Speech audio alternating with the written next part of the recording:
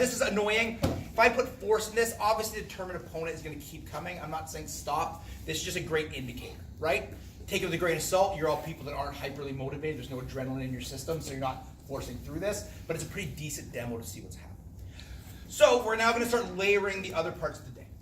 So one of the things that I like to say is if you're fighting your balance, you're not fighting me. Right? And so Tammy said a great thing earlier, which was the two primary fears of human beings when they're born is loud noises, so that's why people don't like me, I get it, and falling.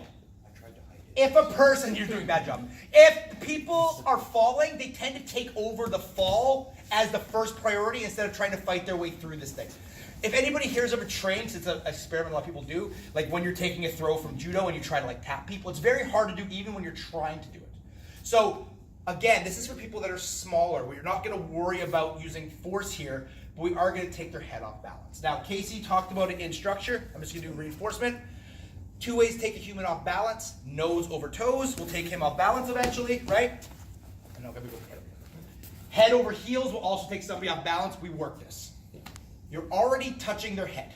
If the thing you're fighting has a spine, you can manipulate the person through their head. If it doesn't have a spine, tell me your story. I want to know. So as that ooze came at me, it's like Final Fantasy. Also, yeah. So when we're doing this, then we're gonna pop to this. As I'm doing these shots, a really good way to get nose over toes or head over heels without people paying attention is making their ear touch their shoulder. So as we hit now, we're gonna be putting some force in to take the structure from them. So some of you have already been doing it, so you're one step ahead of me. That's awesome. But as you're doing these hits, I don't want you to hit and create distance. This is a combative's mindset. You're following. I should be attached at all points in time. And as I'm hitting, I'm rocking. So if he moves, I move. And it's annoying. Are you okay? No, I agree. Yep. And it moves people off balance. And I'm trying to be nice. And he's frustrated by it. And you should be. Right? So as we're doing this, don't just, and then I do this. And then, right?